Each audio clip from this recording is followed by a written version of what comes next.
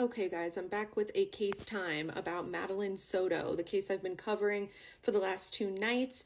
And tonight I want to talk to you guys about what teachers thought about Madeline, what her school counselor thought about Madeline. It gives us a little more insight into who she was as a person. So if you want more information on this case, just go back on, my profile and look at some of the stuff I've posted about Madeline's case. But she was a 13-year-old girl, 7th grader, and one of her teachers described her as always appearing sad, or most of the time seeming sad, and she often was not feeling well, would ask to go to the nurse. She had a lot of anxiety and even panic attacks. She apparently would miss a lot of these classes because she would go to the nurse's office to talk to them about what she was feeling. She was a quiet and reserved girl who was withdrawn and tired most of the time. I wonder why. This teacher that was interviewed by the police actually said she reached out to Madeline's mother, Jen Soto. The teacher went on to explain that she spoke to Jen about her concerns, and Jen said, well, you're just, witnessing her in her natural state. I forgot to give her ADHD medicine, and that's why she seems so off. And I don't know, guys, that sounds really weird. One of Madeline's friends, she did a police interview, and again, shout out to The Docket, a true crime YouTuber who has given a lot of us access to these documents, recordings, interviews, all of that. One of Madeline's friends said that when Madeline didn't take her medication, she was like a little crazy, little impulsive, her words, not mine. But honestly, I'm sorry, if someone's not taking their ADHD pills, they're probably feeling more hyper, more upbeat. And when they're taking them, that's when they usually seem tired and withdrawn and quiet.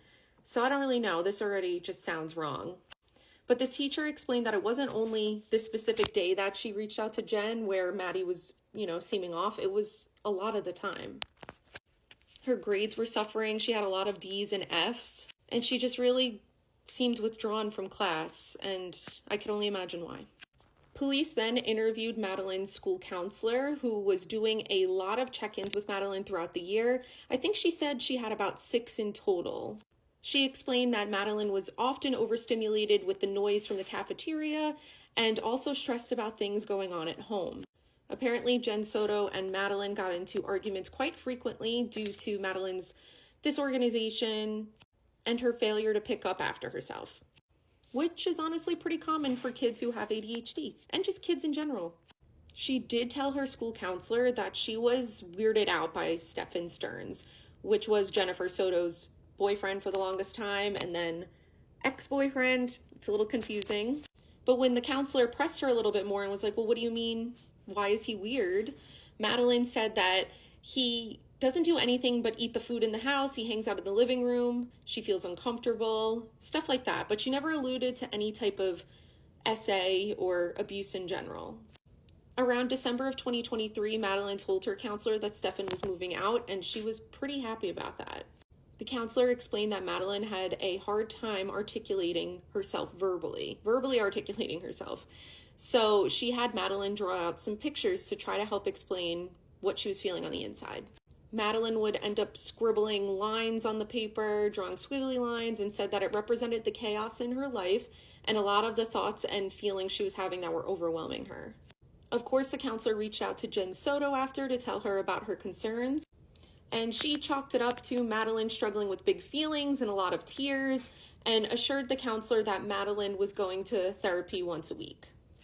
After having this conversation with Jen, Madeline would be out of school for a few days, and this really concerned the counselor. Of course, after talking about something like this and, trying to help Madeline articulate herself, for her not to show up to school, it's a little concerning.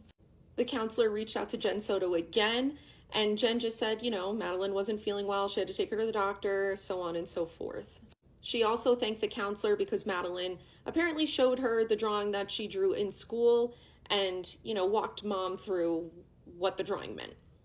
When Madeline returned to school, the school counselor got an update from her, and she said that things were better at home, especially because Stephen Stearns was moving out, and she was happy about that. So from December of 2023 to February of 2024, things at the Soto house seemed to be quiet, and Madeline wasn't really sharing anything too crazy or too stressful with the counselor. So I obviously have so many questions about this because, like, what was going on with Stefan Stern and Jen Soto? Were they dating? Were they not dating? Like, there's just a lot of inconsistencies. I'm also going to make another post about one of Madeline's best friends and the interview she had with police. She shares some information and sheds some light on things that maybe the school counselor wasn't aware of, or I don't know. It's just kind of conflicting and confusing, but I want to assume that the school counselor reported what Madeline really told her, and plus Madeline's closer to her best friend, so of course she's going to share things with her best friend that she probably wouldn't share with anyone else. But yeah, for Stefan Stearns to be out of the house from December to February, it seems like he returned right in time for Madeline's 13th birthday party. But whatever, he wasn't dating Jen Soto at the time, supposedly. But he was in the house helping out. And then Jen came home from a training for work because she got a job at Disney. And she would tell police that she was feeling super exhausted the night she came home, which was the night of Madeline's 13th birthday party. And she told those two to go sleep in the guest room, which is also known as room 4. If you've been familiar with this case, you know that Jen rents out rooms to people and there are roommates living in the house. And yeah, room 4 was known to be Stefan's room or the guest room. We don't have any true clarity about whether it was Stefan's room or a guest room, or it just depended on what was happening between Jen and Stefan. Regardless, Jen had her daughter go sleep in that room with this guy. Which, I mean, it was disturbing enough to find out all the information we found, but the fact that he hadn't been in the house and all of a sudden he returns back and you just tell your daughter she has to go in the room and sleep with him, it's atrocious. Get out of here, just awful. And apparently, we'll get into this more in detail because this requires a whole other video, but there were text messages that night between Stefan and Jen was saying, I can hear Maddie up, make sure she goes to bed. She's got to go to bed. I hear her moving around. It's time to relax, basically. And he's just oh yeah, sweetie, no problem. I'll make sure she goes to bed. So police believe that Madeline was murdered either that night or in the very early hours of the next day. So was what Jen was hearing the murder of her daughter? This poor girl deserves so much better.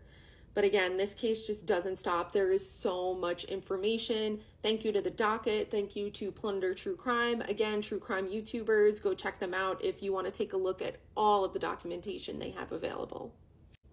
I'll see you soon with another case time. Bye.